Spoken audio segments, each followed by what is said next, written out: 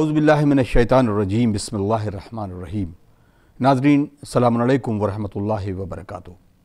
Programme احکام اسلامی میں آپ کا خیر مقدم کرتا ہوں۔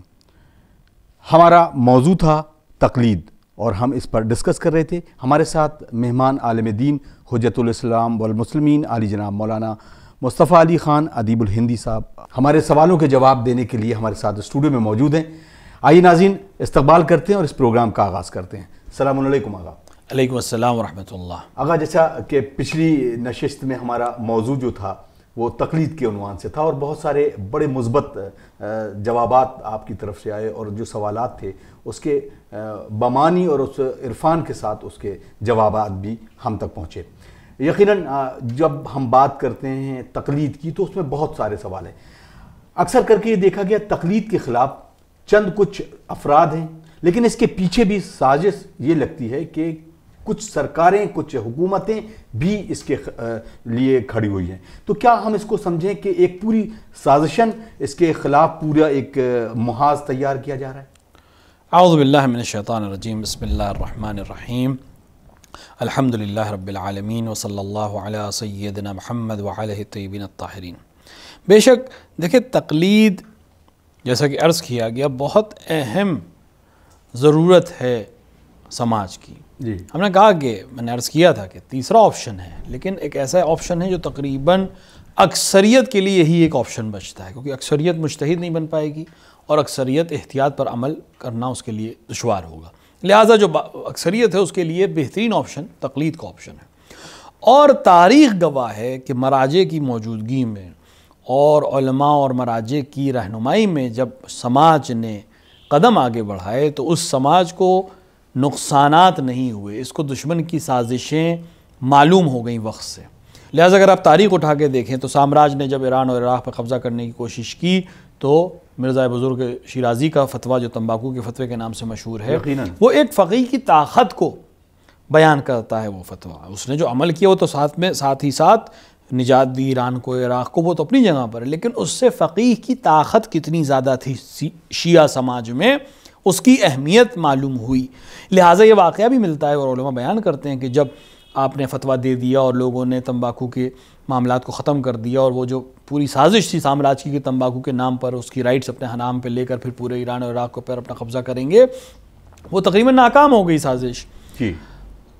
تو کچھ لوگ مبارکباد دینے کے لیے مرزا شیرازی کے پاس پہنچے کہ آپ کے فتوے کے نتیجے میں ایک نجات ملی سامراج سے ہمیں، تو دیکھا وہ بہت پریشان ہیں اور بہت مضطرب ہیں اور فکر میں ہیں۔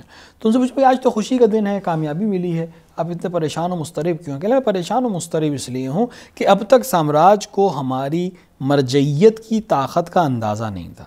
جی، وہ ہمیں کچھ نہیں سمجھتے، وہ سمجھتے تھے کہ علماء تو بس کنارے بیٹھے ہیں، کوئی مطلب ہی نہیں ہے کسی چیز سے۔ آج ان کو احساس ہو گیا ہوگا کہ مرجعیت کی طاقت کیا ہے، لہٰذا اب وہ اس کے خلاف سازش کریں گے۔ اگر آپ تاریخ اٹھا کر دیکھیں تو اس کے بعد سے سامراج نے اس کے اوپر کام کرنے کی کوشش کی ہے۔ اب اس میں الگ الگ طرح کے دشمن ہیں، چونکہ یہ ایک بہت اہم موضوع ہے، لہٰذا ضروری ہے کہ اس کو ڈسکس کیا جائے، لوگوں تک واضح کیا جائے، اور صرف احکامات تک لوگ تبھی آئیں گے جب وہ تقلید کریں گے، احکام کو تبھی پوچھیں گے اور سمجھیں گے جب وہ تقلید کریں گے۔ تو تقلید ہی سے اگر ان کو دور کر دیا جائے تو اپنے آپ ساری چیزوں میں ان کے معاملات خراب ہوتے چلے جائیں گے۔ لہٰذا دشمن نے اس پہ کئی طرح کی سازشیں کی۔ پہلی سازش کا ایک طریقہ انہوں نے یہ نکالا کہ وہی شخصیت جو انگریزوں کے خلاف کام کر رہی تھی یا سامراج کے خلاف کام کر رہی تھی، اس کو انگریزوں نے اپنا ایجنٹ خود ہی کہنا شروع کیا۔ تو ایک آئیڈیالوجی بن گئی ہے کہ آپ علماء کو ایجنٹ کہنا شروع کریے، یہودیوں کا ایجنٹ کہیے، کبھی انگریزوں کا ایجنٹ کہیے، کبھی کسی کا جاسوس کہیے۔ یہ سازش علماء کے خلاف انگریزوں نے ہی شروع کی۔ لہٰذا اگر کبھی اس طرح کی کوئی بات ہو، دیکھیں کسی ایک عالم کی تقلید کرنا اس بات کی دلیل نہیں ہے کہ آپ دوسرے عالم کی توہین کر رہے ہیں یا دوسرے عالم کے مخالف ہیں، نہیں، ان میں سے ہماری سمجھ میں یہ آتا ہے کہ ان کی تقلید کی جائے، لیکن اس کا یہ مطلب نہیں کہ ہم ان کے مخالف ہیں، وہ بھی ان کا احترام اپنی جگہ پر ہے۔ کسی ایک مثال کے طور کے اوپر اگر میں یونیورسٹی جاتا ہوں یا اسکول جاتا ہوں یا مدرسے جاتا ہوں، وہاں میں ایک استاد سے پڑھتا ہوں، تو اس کا یہ مطلب نہیں کہ میں باقی دوسرے استاد کی میں توہین کرنے لگوں گا، نہیں، وہ استاد ہیں، ان کے بھی شاگرد ہیں, انہوں نے بھی علم حاصل کیا ہے. میں اس استاد کے ساتھ زیادہ اپنے آپ کو کمفرٹیبل سمجھتا ہوں. یا آپ ہاسپٹل جاتے ہیں, یا شہر میں ہزاروں ڈاکٹر ہیں, آپ کسی ایک ڈاکٹر یا کسی ایک سرجن کے پاس جاتے ہیں, اس کا یہ مطلب تھوڑی نا کہ آپ دوسرے سرجن کی توہین کریں گے. نہیں, میرے لیے یہ سرجن زیادہ مناسب ہے, میں اس کی دوا مجھے سوٹ کرتی ہے. مثلا جو طریقہ ہوتا ہے, شہر میں ہزاروں انجینئر ہیں, میں اس کے پاس جاتا ہوں. ہر چیز میں یہی ہوتا ہے. اسی طرح تقلید میں جب ہمارے پاس ماشاءاللہ مراجع کی ایک پوری فہرست موجود ہے, تو کسی ایک کی تقلید تو کسی ایک ہی کی ہوگی. تو جب تقلید آپ کسی ایک ہی کر رہے ہیں تو اس کا یہ مطلب نہیں کہ باقی 9 10 15 20 جو ہیں ان کی آپ توہین کریں, نہیں نہ ان کو توہین کرنی چاہیے. کیونکہ بہت ممکن ہے کسی ایک مسئلے میں آپ کے مرجع نے فتویٰ نہیں دیا ہو, تو آپ کیا کریں گے؟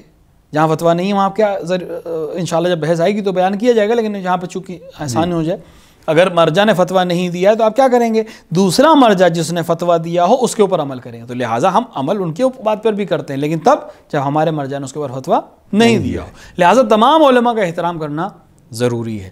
لہٰذا سامراج نے ایک طرح تو یہ کیا کہ علماء کے خلاف قوم کو بھڑکانا شروع کیا, ان کو کبھی ایجنٹ کہا, کبھی جاسوس کہا. دوسرا کام اس نے یہ کیا کہ علماء کے درمیان جو نظریاتی اختلاف تھے, جو انٹلیکچوئلز کے اختلاف تھے, جو ایک علمی اختلاف تھا, اس کو وہ گراؤنڈ لیول پہ لے کے آ گئے اور اس سطحی لیول پر عام لوگوں کے بیچ میں اس کو پیش کر دیا کہ دیکھو علماء میں تو جھگڑا ہے. علماء میں کوئی جھگڑا نہیں ہے. نظریاتی اختلاف ہونا ہر صاحب عقل کا اختیار ہے, ہر فیلڈ میں ہوتا ہے. میں نے کل بھی عرض کیا تھا, پچھلے ایپیسوڈ میں بھی عرض کیا تھا کہ نظریات میں اختلاف ہونا اس بات کی علامت ہے کہ ہر ایک صاحب نظر ہے, تبھی تو نظریات کا اختلاف ہے. اور انسان کے پاس جب ذہن ہے تو الگ الگ ذہن میں چیز اور خیال آئیں گے. لہٰذا وہ جو علمی مسائل تھے, عالمانہ گفتگو تھی, جو حوض علمیہ کی گفتگو تھی, جو خاص لوگوں کے درمیان کی گفتگو تھی, وہ عوام لیول پہ آ گئے.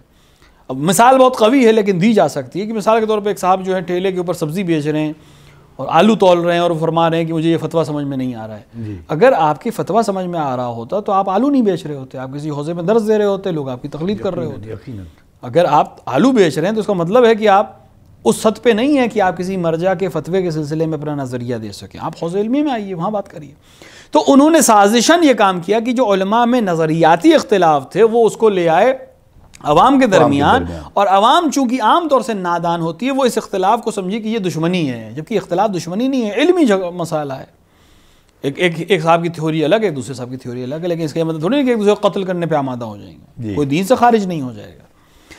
تو اس طرح کے اختلافات کو ہوا دی کیونکہ انہیں معلوم ہے طاقت کیا ہے, مرجعیت ہماری طاقت ہے. دیکھیے اس چیز کو خیال رکھنا چاہیے ہمارے ناظرین کو بھی اور ہم سب کو بھی کہ ہمیں مرجعیت کا حفاظت کرنی, کسی ایک مرجع کی بات نہیں ہو رہی ہے, ہمیں سسٹم کی حفاظت کرنی ہے. اور سسٹم کی حفاظت تبھی ہو سکتی ہے کہ جب سسٹم سے مربوط ہر فرد کی ہم حفاظت کریں. اگر کسی ایک فرد پہ آج آپ آمادہ ہو گئے, کسی ایک فرد کو کنارے کریں, آج اس کو برا کہہ دیں, تو کل یقیناً دوسرے کو کہنے کی جرات آپ کے اندر پیدا ہو جائے گی, پھر تیسرا, پھر چوتھا, آخر وہ یہ پورا سسٹم کولیپس کر جائے گا. وہ طریقہ یہی اپنا رہے ہیں کہ پہلے ہم ان کو عادی بنا دیں کہ لوگ یہ علماء کے مخالف تو بنے, جب یہ مخالفت کرنے کے آمادہ ہو جائیں گے تو آج ایک کی کریں گے, کل ہی سب کی کرنے لگیں گے. لہٰذا اس سازش سے انسان کو محفوظ رکھنا چاہیے اپنے آپ کو اور سمجھنا چاہیے. تو انہوں نے کئی طرح سے پروپیگنڈے کی اختلافات لائے. ایک اور طریقہ اپنایا ہے جس کو ظاہری طور پر لوگ سمجھ نہیں پاتے. مثلا ایک شخص آئے گا, وہ صرف ایک مرجع کی بات کرے گا, یعنی اس طرح دیکھیں ایک دفعہ ہوتا ہے کہ دو طرح کے لوگ ہیں, ایک تو بالکل مرجعیت کے بالکل خلاف منکر ہیں. تو بہت ممکن ہے کہ انسان ان سے جو آدمی مقلد ہے وہ کہے کہ بھئی یہ تو اخباری ہیں یا اس ٹائپ کی باتیں کر رہے ہیں, جن کو اخباریت, البتہ اخباری ہونا ایک بہت بڑی چیز تھی. یہ اخباریت جدید قسم کی ہے, انشاءاللہ جب موقع ملے گا تو ہم اس کو بیان کریں گے اخباریت کیا ہے, اور وہ اخباری علماء جن کو یہ لوگ بیس بنا کر اپنے آپ کو اخباری کہتے ہیں وہ کون تھے اور یہ اپنے کس طرح کے لوگ ہیں. دونوں میں بہت زمین آسمان کا فرق ہے. تو ان کے وہ فوراً ٹیگ لگ جائے گا تو یہ آدمی جلدی آسانی سے ان کی دھوکے میں نہیں آئے گا. لہٰذا ہم کیا کریں, لہٰذا ایک دوسرے قسم کا ہم ایک وائرس انجیکٹ کریں یہاں. وہ کیا کرے گا, وہ کہے گا نہیں ہم مقلد ہیں, لیکن وہ کسی ایک مرجع کی بات کرے گا, اور ایک مرجع کی تقلید ہی کر سکتا ہے, ٹھیک ہے, وہ ترویج کرے, ان کے احکام بیان کرے, کوئی حرج نہیں ہے اس میں, لیکن وہ دوسرے مراجع کو بالکل کنڈیم کر دے گا, بالکل بائیکاٹ کر دے گا کہ گویا جو ان کی تقلید میں نہیں ہے گویا وہ بالکل بیکار ہے, دین سے خارج ہے. ایسوں سے بھی ہوشیار رہنا ہے کیونکہ ان کا ہدف یہی ہے کہ ایک کے بنا دو مرید, پھر جب یہ انسان اپنے آپ ختم ہو جائے گا تو یہ عادت ان کی عادت ہو چکی ہے ان کے علاوہ سب کو برا کہنے کی. سبحان اللہ. تو نتیجے میں جس دن اس کو ہم ہٹا دیں گے صفحے سے، باقی سب اپنے آپ برے ہو جائیں گے. لہٰذا ہمیں مرجعیت کی تحفظ کرنا ہے، کسی ایک مرجع کا تحفظ نہیں کرنا ہے، تمام مراجع کا تحفظ کرنا ہے. جی. آپ جس کی بھی تقلید کرنا چاہیں تقلید کریں، جس کے بھی احکامات پہ عمل کرنا چاہیں احکامات پہ عمل کریں، لیکن کسی دوسرے مرجع کی توہین کرنے کا حق آپ کو نہیں ہے. کسی دوسرے مرجع کے مقلد کی توہین کرنے کا بھی حق آپ کو نہیں ہے. وہ اپنے مقلد کے حکم پر عمل کرے گا، آپ اپنے مقلد کے حکم پر عمل کریے. آپ کی ذمہ داری ہے اپنے مرجع تقلید کے فتوے پہ عمل کرنے کی، اس کی ذمہ داری ہے اپنے مرجع تقلید کے فتوے پہ عمل کرنے کی. دونوں کو ایک دوسرے کے مخالفت کرنے کی کوئی ضرورت نہیں ہے، کیونکہ روز قیامت جب آپ سے سوال کیا جائے گا تو آپ کو جواب اتنا دینا ہے کہ ہمارے مرجع نے یہ فتویٰ دیا تھا، اس پر ہم نے عمل کیا. لیکن اگر آپ یہ کریں کہ اس کی مخالفت کریں یا اس سے جھگڑا کریں تو اس کا جواب، کیونکہ اس کی اجازت آپ کے مرجع نے نہیں دی تھی. یہ فتنہ ہے، اور اس طرح کا فتنے کا جواب پھر قیامت میں آپ کو دینا پڑے گا، اور اس کا پھر وہاں پر کوئی فرار نہیں ہوگا. لہٰذا اس سازش کو سمجھنا اور تمام مراجع کا احترام کرنا اور اپنے مرجع کی بات پر عمل کرتے ہوئے سب کا احترام کرنا ضروری ہے. سبحان اللہ. یعنی ہمیں اپنی مرجعیت کا جو دفاع ہے اس کو کرنا ہے، یہ نہ کہ کسی ایک شخصیت پرستی کو نہیں ہمیں سامنے لانا ہے. بہت خوب سرکار. اب دوسرا سوال یہ ہے آگا کہ کیا ہم اس عمل کو ائمہ کی توصیع یا ائمہ کے بتائے ہوئے ان عمل کے طور پر مرجعیت کا دفاع کیسے کریں؟ مثلا میرا سوال یہ ہے کہ ہم کیا امام کے دور پر کسی ایسی شخص کو جس کو امام نے خود ولی فقیہ کہا ہے، تو اس زاویے سے بھی ہم مرجعیت کی طرف دیکھ سکتے ہیں اور کیسے مرجعیت کا دفاع کر سکتے ہیں؟ دیکھیں، ہم جب مرجعیت کی بات کر رہے ہیں تو مرجعیت یعنی جس کی طرف رجوع کیا جائے، جس کی طرف لوگ جائیں، جس کی طرف لوگ جا کے سوال پوچھیں، امام کے حکم پہ کر رہے ہیں. جی. امام نے کہا ہے کہ فَلِلْعَوَامَ أَن يُقَلِّدُوا، پھر عوام کے لیے کیا ہے میری غیبت کے زمانے میں کہ وہ تقلید کریں. سسٹم جو نظام وکالت ہے جی وہ امام کا ہی بنایا ہوا ہے، اور ائمہ نے غیبت سے بہت پہلے سسٹم کو شروع کر دیا تھا. جب بلاد مسلمین میں تعداد بڑھی اور لوگ ادھر سے ادھر، ان کی شیعوں کی تعداد بڑھی اور ائمہ تک ہر ایک نہیں پہنچ سکتا تھا سفر کر کے. آج بھی مشکل ہوتا ہے سفر کرنا، چاہیے ویسا کہ اس زمانے میں سفر کرنا. تو ائمہ نے ایک پورا نظام ولایت بنایا تاکہ لوگ عادی ہو جائیں کہ اگر امام تک نہیں پہنچ سکتے ہو تو کس طرح نائب کے ذریعے سے امام تک پہنچو. یہ سسٹم ائمہ نے پانچویں امام اور چھٹے امام کے زمانے میں شروع ہوا، پھر ساتویں امام نے اس کو اور زیادہ توسیع کیا، پھر آٹھویں امام اور نویں امام میں اس نے باقاعدہ جڑ پکڑی اور صحیح سے لوگوں کے بیچ میں رائج ہوئے، تاکہ لوگ آمادہ ہو جاتے اس دور کے لیے جو غیبت کا دور ہونے والا تھا. کیونکہ ابھی امام ہے، آپ مدینہ جا سکتے ہیں، آپ سامرہ بالاخرہ جا سکتے ہیں، کہیں نہ کہیں کسی نہ کسی طریقے سے امام سے مل سکتے تھے، امام کی جگہ معلوم تھی، مشخص تھی. لیکن ائمہ جانتے تھے اور سماج کو آمادہ کرنا تھا اس چیز کے لیے کہ جب امام کو معلوم ہی نہیں ہوگا کہاں ہے، جو ہمارا زمانہ ہے، جو غیبت کا زمانہ ہے، تو امام نے پریکٹس کرائی لوگوں کو، ایکسرسائز کرائی باقاعدہ لوگوں کو کہ کس طرح تمہیں بغیر امام سے ملے مسائل کو سمجھنا ہے. لہٰذا ان ولایت کے وکالت کے سسٹم کو بنایا. لہٰذا ائمہ نے اپنے زمانے میں بھی وکلا بنائے. ہاں ان میں وکلا اچھے بھی ملے اور کچھ ایسے بھی ملے جو بعد میں منحرف ہو گئے. تو یہ بھی ایک چیز ہمیں سمجھ میں آ گئی کہ ضروری نہیں کہ امام جس کو بنائے ضروری نہیں کہ وہ بالکل پاک اور صاف ہو. وہ امام چونکہ ظاہر پہ معمور ہوتا ہے، ظاہر پہ لوگوں نے عمل کیا اور بعد میں انہوں نے اس طرح سے عمل کر کے اپنی عاقبت کو خراب کیا، لوگوں کو نقصان پہنچایا، واقفیہ کا جیسا مسئلہ ہے یا دیگر لوگوں کا جیسا مسئلہ ہے. تو اس سسٹم نے لیکن کم سے کم لوگوں کو دو چیزیں سمجھا دی. ایک تو ہمیں نائبین امام کے ذریعے سے امام کی بات سیکھنی اور سمجھنی جب امام ہمارے سامنے نہ ہو. دوسرا کہ نائبین میں ہمیں خیال رکھنا ہے کہ اسی کو ہم نائب سمجھیں جو متقی پرہیزگار عالم دین ہو. اگر متقی پرہیزگار نہیں ہوگا کل قوم کو وہ گمراہ کر سکتا ہے اپنے فائدے کے لیے، جیسے واقفی اور دیگر افراد نے کیا. لہٰذا اجتہاد، مرجعیت، وکالت، یہ تمام مسائل ائمہ نے اپنی زندگی میں ہی شروع کر دیے تھے، اور آج بھی ہم اسی حکم امام پر اس پر عمل کر رہے ہیں تاکہ ہم ان چیزوں تک پہنچ سکیں جو امام علیہ السلام نے بیان کیے یا رسول اکرم صلی اللہ علیہ وآلہ نے بیان کی. کیونکہ ہمارا ہدف کیا ہے؟ ہمارا ہدف ہے احکام پر عمل کر کے اس طرح سے زندگی گزارنا جیسا خداوند عالم چاہتا ہے. رسول کے ذریعے جو شریعت اس نے بھیجی اس پر ہم عمل کریں. یہ جو مسئلہ میرے سامنے ہے، یہ کر سکتا ہوں، نہیں کر سکتا ہوں، واجب ہے، حلال ہے، مستحب ہے، حرام ہے، مکروہ ہے، کیا ہے؟ 4 حکم ہیں. تو اب میں کیسے یقین کروں، کیسے پتہ چلے مجھے؟ تو ہمارے پاس 3 ہی طریقے جو میں نے پہلے بیان کیے. یا ہم مجتہد بن جائیں یا ہم احتیاط پہ عمل کریں یا ہم مراجع سے پوچھیں ہیں جو اس فن کے ماہر ہیں ان سے پوچھیں ہیں، اس سے پوچھنے کے بعد ہم عمل کر سکتے ہیں۔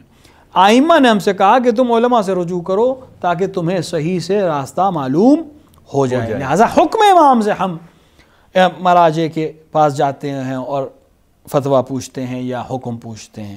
اور آئمہ نے ایک وقت میں کئی وکیل بھی بنائے، جی، تو اس سے یہ بھی معلوم ہو گیا کہ ہر ایک وقت میں کئی وکیل ہو سکتے ہیں جس کے ذریعے سے امام تک پہنچا جا سکتا ہے۔ البتہ آج ہماری ذمہ داری امام تک ظاہری طور پر پہنچنا نہیں ہے، آج ہماری ذمہ داری امام کے بتائے ہوئے حکم پر چلنا ہے۔ کس طرح؟ علماء کی بات سن کر، مراجع کی بات سن کر۔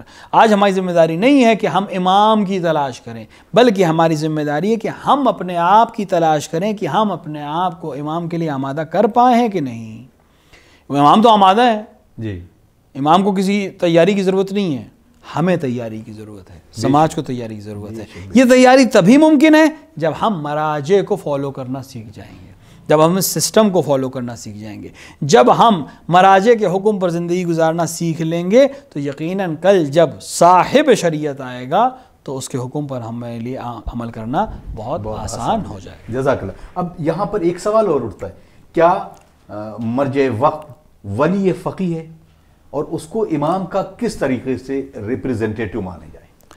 دیکھیے، ولی فقیہ کا مطلب یہ ہے کہ جو شخص جس کے پاس فقہ میں ولایت حاصل ہے، جیسے ہر انسان کے پاس ایک ولایت ہوتی ہے، کئی طرح کی ولایت ہوتی ہے، جیسے باپ کے پاس بیٹے کی ولایت ہے، بیٹی کی ولایت ہے، اسی طرح بہت سے ولی آپ بناتے ہیں کسی کو، بھئی میرے بعد میرے معاملات کو تم دیکھو گے، یہ ولی بنانا ہوا، تو ولایت ہوتی ہے۔ اسی طرح عالم کے پاس فقہ کی ولایت ہے، یعنی احکامات بیان کرنے میں اس کے پاس اتھارٹی ہے۔ خوب، یہ ہو گیا ولی فقیہ۔ ہر مرجع ولی فقیہ ہے، اس کے پاس ولایت ہے کہ وہ احکام بتائے اور لوگوں کے اوپر اس کی ولایت ہے کہ اس کے اوپر عمل کرے جو جس کو فالو کرتا ہو۔ ہاں، اس میں اختلاف ضرور ہے مراجع کے درمیان کہ اس کی اتھارٹی کس حد تک ہے۔ جی، کچھ لوگ کہتے ہیں کہ ولی فقیہ کی اتھارٹی بالکل ویسی ہی ہے جیسے امام کی ہے، بعض علماء، اکثریت علماء کہتے نہیں بالکل ویسی نہیں ہے، کیونکہ بہرحال وہ امام معصوم ہے، یہ غیر معصوم ہے، اس سے امکان خطا ہے، اس سے امکان خطا نہیں ہے، لہٰذا ان کی اتھارٹی ان کے انڈر ہے، ان کی سرپرستی میں ان کی اتھارٹی ڈائریکٹ اللہ سے ہے، اللہ اور رسول کے بعد امام کی اتھارٹی ہے۔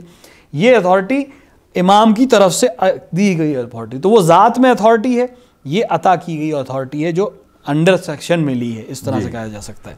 تو لہٰذا اتھارٹی کے پھیلاؤ میں یا جورسڈکشنز میں اختلاف ہے، لیکن خود اتھارٹی میں کوئی اختلاف نہیں ہے، لہٰذا روزمرہ کے امور احکامات میں اس کے پاس پوری اتھارٹی ہے، اور تمام فقہا جو ہیں ان کے پاس یہ اتھارٹی ہے۔ آپ کا جو مرجع ہے اس کے حکم پر عمل کرنا آپ کی ذمہ داری ہے، اس کے حکم پر عمل کرنا ہی یہی اس کی ولایت ہے، یہی اس کی ولایت فقیہ۔ اب وہ مسئلہ کہ امام کے ریپرزنٹیٹیو کیسے ہیں، تو امام نے جس طرح سے اپنا ریپرزنٹیٹیو بنائے، عمومی ریپرزنٹیٹیو، کوئی مرجع اس بات کا دعوے دار نہیں ہے کہ میں خاص ریپرزنٹیٹیو ہوں، وہ صرف 4 تھے۔ سبحان اللہ، یہ عمومی ریپرزنٹیشن، عمومی ریپرزنٹیشن کا مطلب یہ ہے کہ جس طرح امام نے فرمایا ہے کہ عوام کے درمیان وہ لوگ جو ہمارے احکامات کو جانتے ہوں، ہماری روایت کو جانتے ہوں، سیانت اپنے آپ کو گناہوں سے بچا سکتے ہوں، اپنے مولا کے مطیع ہوں، تمہارے لیے یہ فرض ہے کہ ان کی اطاعت کرو، یہ عمومی اتھارٹی ہے۔